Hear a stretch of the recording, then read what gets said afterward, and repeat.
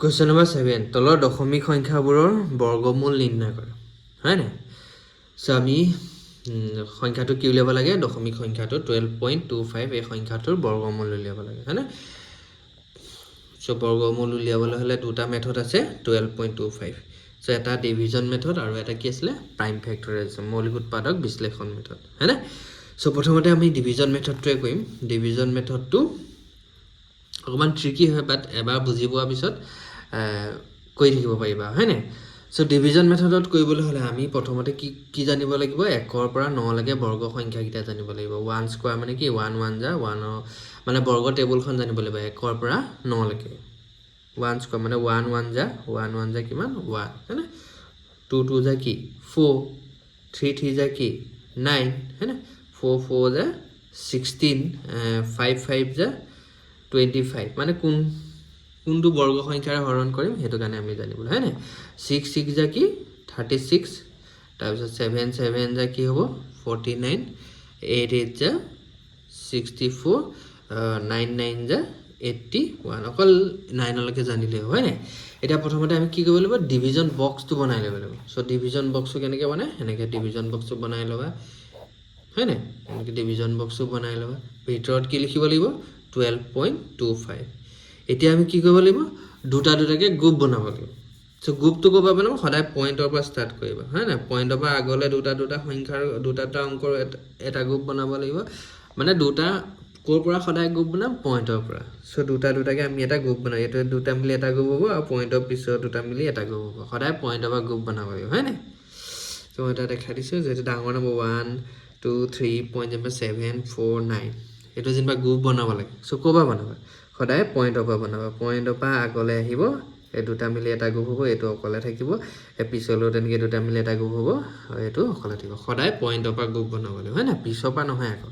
সদায় পইণ্ট জোৰ পৰা থাকে তাৰ পৰা গ্ৰুপ বনাব লাগিব এতিয়া প্ৰথমতে আমি পইণ্টৰ আগৰ গ্ৰুপটো মানে প্ৰথম গ্ৰুপটোক হৰণ কৰিব লাগিব কিহে হৰণ কৰিম আমি বৰ্গ সংখ্যায় হৰণ কৰিম বৰ্গ টেবুলখনে হৰণ কৰিব লাগিব হয় না সো কোনটো বৰ্গ সংখ্যায় হৰণ যাব কোনখন টেবুল 1 ৰ টেবুল নে 2 টেবুল নে 4 সদায় ওচৰটো বা ওচৰটো ল'ব লাগিব এতিয়া 12 ৰ ওচৰত কোনটো বৰ্গ সংখ্যা আছে 9 3 3 যা 9 মানে 3 টেবুলখন ইউজ কৰিব লাগিব 4 4 যা ল'লে 16 টো ডাঙৰ হৈ যাব নহব আমি 12 লাগিব নহলে 12 ৰ ওচৰ লাগিব হয় না গতিকে আমি 3 টেবুলখন ইউজ কৰিব লাগিব ঠিক আছে সো 3 এ হৰণ কৰিব লাগিব 3 3 যা কি 3 3 যা 9 হয় না এটা 12 পৰা 9 গলে কি হ'ব 3 নামি আহিব হয় না তাৰপিছত পইণ্ট তাৰপিছত পিছত আকৌ আৰু এটা গ্ৰুপ তললৈ নমাব লাগিব নহয় কিন্তু তাৰ আগতে কি আছে ইয়াত পইণ্ট আছে সো পইণ্টটো ওপৰলৈ যাব পইণ্টটো ক'লৈ যাব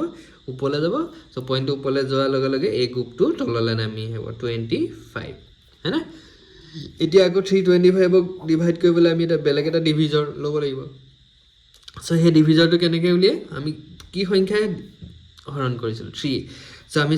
এই বক্সটোৰ ডিভিজন মানে 325ক হৰণ কৰিবৰ কাৰণে ইয়াত কি লিখিম সো তাৰ কাৰণে আমি 3 এ হৰণ কৰিছিল ন 3 লগত 3 প্লাস কৰিব লাগিব যদি তুমি 5 এ ডিভাইড কৰিলা হেতেন 5 ৰ লগত 5 প্লাস কৰিব লাগিব হয় না যদি 9 এ কৰিলো হয় 9 ৰ লগত 9 প্লাস কৰিব লাগিব সো 3 + 3 কি হ'ব 6 আৰু তাৰ পিছৰ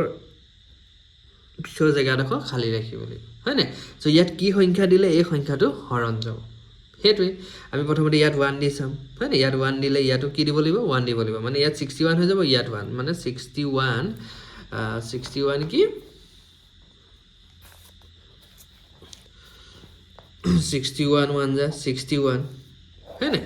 61 1 যা 61 সো ইয়াত 1 দিলে 325 টো বহুত ডাঙৰ নম্বৰ 1 দিলে নহব তাৰপিছত ইয়াত 2 দিলে ইয়াতো 2 দিব লাগিব হয় না সো ইয়াত 62 হৈ যাব 62 ইনটু কি হ'ব 62 ইনটু 2 2 2 যা 4 6 2 যা 12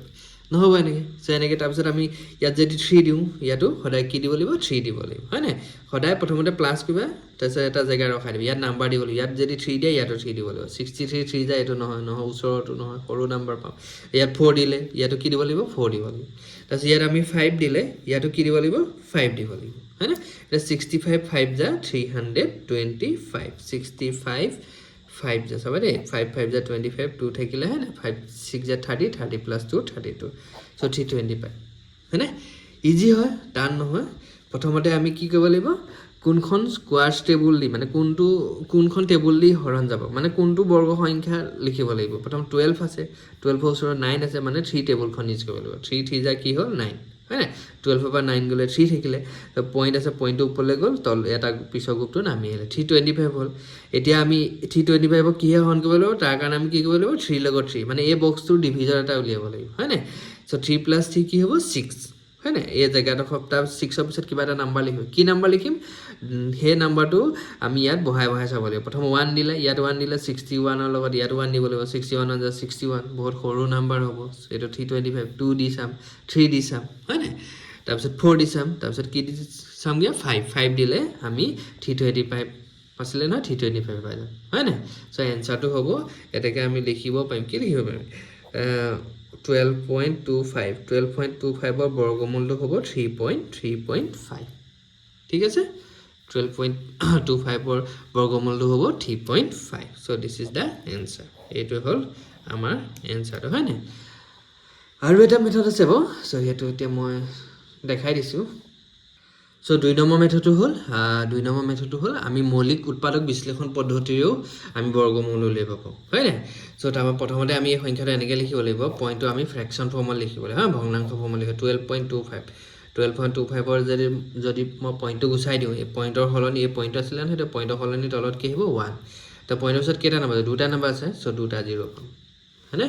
তাৰ মানে 1/225 হ'ব এইটো আমি যদি ৰুটটো ভাঙি দিওঁ কি হ'ব তেতিয়া √1/225 তলত কি হ'ব 100 হ'ব হয়নে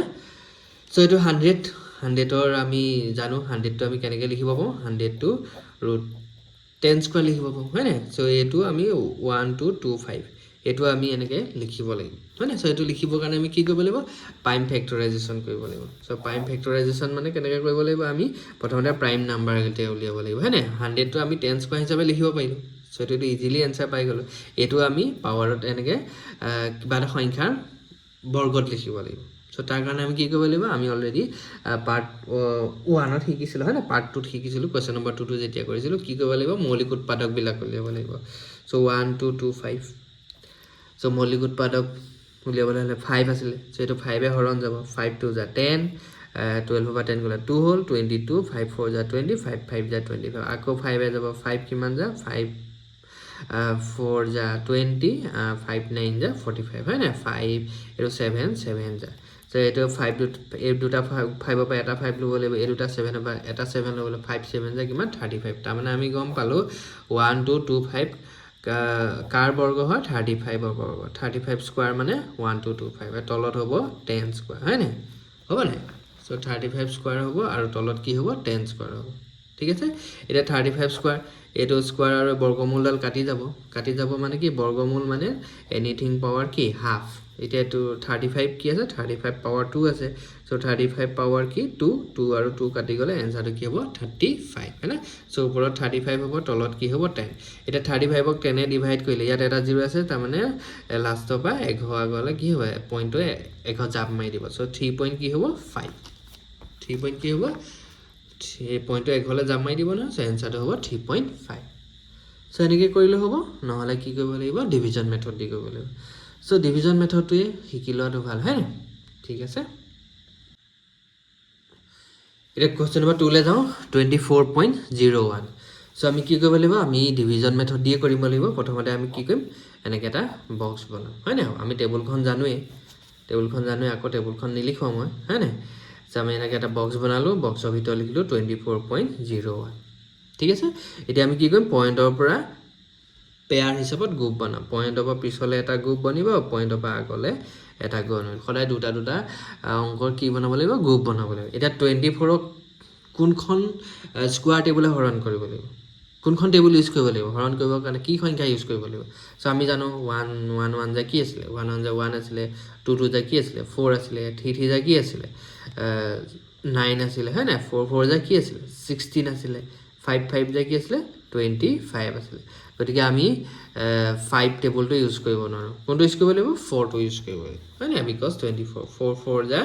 16 হয় না তাৰ পিছত কি কৈছিলো তাৰ পিছত আমি কি কৰিব লাগিব মাইনাস কৰিব লাগিব ৰিমাইন্ডাৰ উলিয়াব লাগিব হয় না এটো হ'ব 14 14 পৰা 6 গলে কি হ'ব 8 হ'ব এটো 1 1 পৰা 1 গলে কি হ'ব 0 তাৰ পিছত পইণ্টটো ওপৰলে যাব পইণ্টৰ পিছৰ পেয়াৰটো হয় না তললে নামি আহিব মানে 801 হ'ব এটা 801 ক আমি ডিভাইড কৰিব লাগিব সো তাৰ কাৰণে কি কৰিব লাগিব 801 ক কিহে ডিভাইড কৰিম সো তাৰ কাৰণে কি কৰিব লাগিব আমি প্ৰথমতে সংখ্যাটো কিহে ডিভাইড কৰিছিলোঁ 4 4ৰ লগত কি প্লাছ কৰিব লাগিব 4 প্লাছ কৰিব লাগিব সদায় তুমি প্ৰথম ঘৰত যিটো সংখ্যাৰে ডিভাইড কৰা সেই পিছৰ ঘৰৰ ডিভিজৰ উলিয়াবলৈ হ'লে সেই সংখ্যাটোৱে প্লাছ কৰিব লাগিব হয় নাই 4 + 4 কি হ'ব 8 হ'ব এতিয়া এইডোখৰ 8 দিব লাগিব হয় নাই এইটো পিছত কি সংখ্যা বহাই মানে আমি এইটো হৰণ কৰিম প্ৰথমতে 1 পৰা ষ্টাৰ্ট কৰিবা ইয়াত 1 দিলে ইয়াতো 1 হ'ব 81 1 যায় 81 হে হ'ব এইটো ডাঙৰ নাম্বাৰ হয় নাই ইয়াত 1 দিলে ইয়াতো 1 দিব লাগিব 81 ৰ লগত 1 কৰিলে 81 হ'ব সো 81 ৰ লগত কি হ'ব 1 দিলে 81 হ'ব নহ'ব তাৰপিছত 2 দিব লাগিব 2 দিলেও নহ'ব হয় নাই 3 দিব লাগিব এনেকৈ কৰি থাকিব লাগিব হয় না তাৰপিছত কি দিব লাগিব 4 দিব লাগিব 4 দিলেও নহ'ব 84 ইয়াত 4 দিলে ইয়াতো 4 দিব 84 লগত 84 ৰ লগত যদি আমি 4 ইনটু কওঁ 4 4 = 16 1 থাকিলে হয় নাই 8 4 = 32 32 প্লাছ 1 33 336 এ পাম 4 দিলে নহ'ব তাৰপিছত 5 ইয়াত 5 দিলে ইয়াতো 5 দিব লাগিব মানে 85 ৰ লগত 5 দি কৰি চাব লাগিব 85 ৰ লগত কি দিব লাগিব 5 5 5 = 25 2 থাকিলে 8 5 = 40 40 + 2 42 নহ'ব 6 দিব লাগিব 6 দিলেও নহ'ব হয় নাই ইয়াত 6 দিলে ইয়াত 6 দিব লাগিব তাৰপিছত 7 দিব লাগিব 7 দিলেও নহ'ব 8 দিব লাগিব 8 দিলেও নহ'ব সো 9 দিলে 9 দিলে ইয়াত 9 দিলে ইয়াতো কি দিব লাগিব 9 দিব লাগিব সো 89 ৰ লগত যদি মই 9 ইনটু কওঁ 9 9 = 81 8 কেৰি হ'ল হয় নাই 9 9 = 72 72 প্লাছ 8 কি হ'ব 80 হ'ব 801 তাৰমানে আমি এনসাৰটো পাই গ'লো হয় নাই সো ভেৰি ইজি বেছি টান দিয়া নাই তোমালোকক সো এনসাৰটো কি হ'ব বৰ্গমূল 2401 হয় না 24.01 ৰ বৰ্গমূলটো কি হ'ব 4.9 সো এই মেথডটোৱে কৰা ঠিক আছে হয় না প্ৰাইমেৰী ফেক্টৰাইজেশ্যন মেথডটো বেছি দীঘল হৈ যায় ঠিক আছে সো নোৱাৰিলে তোমালোকে কমেন্ট কৰিবা মই কৈ দিম বাৰু ঠিক আছে এতিয়া কোৱেশ্চন নম্বৰ কি হলে যাম 3 লে যাম ঠিক আছে সো কোৱেশ্চন নম্বৰ 3 ইজ কি 146.41 है ना सो प्रथमते আমি কি বনাম ডিভিজন বক্সটো বনাম এনেকে ডিভিজন বক্সটো বনাম হয় না 146 পইণ্ট কি হ'ব 41 ঠিক আছে ডিভিজন বক্স এনেকে বনাইলা তাৰপিছত কি কৰিব লাগিব পইণ্টৰ পৰা আমি গ্ৰুপ বনাব লাগিব পইণ্টৰ পৰা পিছলে দুটা সংখ্যা গ্ৰুপ পিছলে এটা গ্ৰুপ হ'ব এনেকে আগলে মিলি আকৌ এটা গ্ৰুপ হ'ব এটো 1 টো অকলে গ্ৰুপ হ'ব ঠিক আছে এটা প্ৰথমতে আমি কা হৰণ কৰিব লাগিব 1 সো আমি স্কয়াৰ টেবুলখন বৰ্গ টেবুলখন জানিবলৈ 1 1 * 1 তাৰ মানে 1 ক হৰণ কৰিবলৈ হলে আমি 1 ইউজ কৰিব লাগিব হয় না 2 2 * 2 এ ডিভাইড কৰিলে 2 2 * কি হৈ যাব 4 সো আমি 1 ক 1 1 * 1 1 পৰা 1 গলে কি হ'ব 0 হ'ব সো 0 টো কাম নাই সো পিছৰ পেয়াৰটো তললৈ নামি 46 নামি হ'ব এটা 46 ক হৰণ কৰিব লাগিব 46 ক হৰণ কৰিবলৈ হলে আমি এনেকে বক্স বনাই লম হয় না 46 ক কিহে হৰণ কৰিম তাৰ কাৰণে কি কৰিব লাগিব প্ৰথমতে 1 ৰ লগত 1 প্লাস কৰিব লাগিব 1 ৰ লগত 1 প্লাস কৰিলে কি হ'ব 2 হ'ব তে এডোখৰ আমি এডোখৰ জায়গা ৰাখাব লাগিব হয় না এতিয়া ইয়াত কি নাম্বাৰ দিলে 46 ক আমি ডিভাইড কৰিব পাৰিম মানে है ना ইয়াত যদি 1 দিও ইয়াতো কি দিব লাগিব 1 দিব 21 1 যা কি হ'ব 21 है ना সো 21 to 46 দিলে হলো সো 1 হ'ব ভাই আমি 2 দিছাম ইয়াত 2 দিলে ইয়াতো কি দিব লাগিব 2 দিব লাগিব হয় না সো আমি ইয়াত 2 দিলে ইয়াত 22 হৈ যাব ইয়াতো 2 হৈ যাব 22 * 2 2 2 *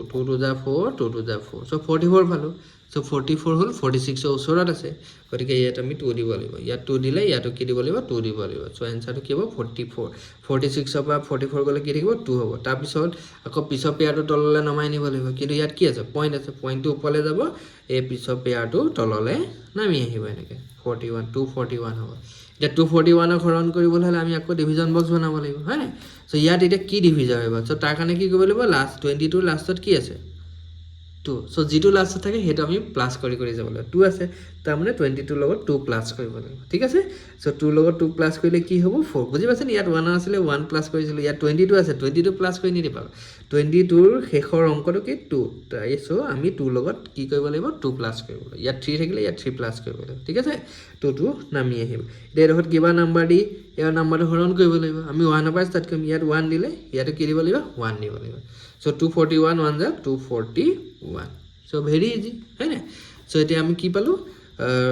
বৰ্গমূল 146.41 41 ৰ বৰ্গমূল কি পালো 12.1 है ना সো অকমান প্ৰেক্টিস কৰিবা বেছি নহয় টান নহয় বাৰু বেছি ঠিক আছে তে কোৱেশ্চন নম্বৰ 4 লৈ যাম ঠিক আছে So number 4 লৈ যাম হয়নে so 4 হ'ল কি 102.01 so প্ৰথমতে আমি ডিভিজন বক্স এনেকৈ বনাই ল'ম 102.01 হয়নে এনেকৈ ডিভিজন বক্সটো বনাই ল'বা তাৰপিছত কি কৰিব লাগিব আমি পইণ্টৰ পৰা গ্ৰুপ বনাব লাগিব দুটা দুটা অংকৰ হয়নে পইণ্টৰ পিছত এটা গ্ৰুপ হ'ব পইণ্টৰ আগত কি হ'ব দুটা গ্ৰুপ হ'ব প্ৰথম গ্ৰুপটোত আমি কি পালোঁ হয়নে লেফ্ট মোষ্ট গ্ৰুপ মানে একেবাৰে লেফ্ট ছাইডে থকা গ্ৰুপটোত কি পালোঁ এটা নাম্বাৰ পালোঁ 1 তো 1ক ডিভাইড কৰিবলৈ হ'লে কোনখন স্কোৱাৰ টেবল 1 1 যা কোনটো স্কোৱাৰ নাম্বাৰ ইউজ কৰিম 1 1 যা 1 2 2 যা কি 4 চ' আমি 1কে ইউজ কৰিব লাগিব 2 2 যা 4 হৈ গ'ল ডাঙৰ হৈ গ'ল গতিকে আমি 1ক 1 1 যা 1 হয়নে এতিয়া 1 পৰা 1 কি হ'ব 1 পৰা 1 কি হ'ব মাইনাছ কৰিলে 0 হৈ যাব so second pair to নামি আহিব 2 হয় না এই second pair to কি হ'ব 2 2 নামি আহিব ঠিক আছে এতিয়া আমি কি কৰিব লাগিব এই 2 ডিভাইড কৰিবলৈ হলে ইয়াত কি কৰিব লাগিব 1 ৰ লগত কি কৰিব লাগিব 1 প্লাস কৰিব 1 প্লাস 1 কি হ'ব 2 হ'ব এতিয়া এটো 2 0 টো মানে 2 এটো 2 হয় না ইয়াত তো কিবা নাম্বাৰ দিব লাগিব 0 দিলেও তো 20 হৈ যাব 20 0 যা 0 নহয় হয় না সো ইয়াত আমি কি দিব লাগিব ইয়াত আমি দিব লাগিব 1 দিলে প্ৰথমতে আমি 0 পৰা চাবলো ইয়াত 0 দিলে ইয়াত কি দিব লাগিব 0 হয় না 20 0 যা কি 0 20 0 যা কি 0 ঠিক আছে আমি 1 দিলে ইয়াত 1 দিলে ইয়াত 1 দিলে ইয়াত 1 দিবলে 21 যা 21 1 যা 21 কিন্তু আমি 0 দিব হয় না ইয়াত 0 দিলে ইয়াতো 0 দিব লাগিব 20 0 যা কি হ'ব 0 হ'ব এতিয়া 0 টু পা 2 কাটি দিলে কি হ'ব 2 থাকি যাব হয় না তাৰপিছত পইণ্ট পিছত এটা পেয়াৰ নামি আহিব কিন্তু নামি অহাৰ আগতে পইণ্টটো ওপৰলৈ গুচি যাব ওপৰলৈ যোৱাৰ লগে লগে 0.1 টো তললৈ নামি আহিব সো যেটো কি হ'ব 0 201 হয় না এটা আমি রুল মতে কি কৰিব লাগিব 0 লগত এই লাষ্টৰ অংকটো কি আছে 0 আছে সো 0 লগত 0 প্লাস কৰিব লাগিব 0 লগত 0 প্লাস কৰিলে 20 হ'ব এই ঘৰটো খালি ৰাখিব লাগিব হয় না সো ইয়াত যদি আমি এটা কিবা নাম্বাৰ দি এটো ডিভাইড কৰিব লাগিব 0 দিলে 200 0 যা 0 হে হৈ যাব গতিকে এটো ডাঙৰ নাম্বাৰ আছে আমি 1 দিম 201 ইয়াত যদি 1 দিও ইয়াতো কি দিব লাগিব 1 দিব লাগিব 201 1 যা কি হ'ব 201 সো এনসারটো পাই গলো সো টান নহয় হয় না 0 পৰা স্টাৰ্ট কৰিবা যদি আমি নাম্বাৰটো চাই ল'ব লাগিব ইয়াত 2 আছে সো ইয়াতো 1 দিলে 21 হৈ যায় কাৰণে 0 দিছিল ঠিক আছে সো এনসারটো কি পালো সো √102.01 কি পালো 10.1 ঠিক আছে ভেরি ইজি সো টান নহয় হয় না সো থ্যাংক ইউ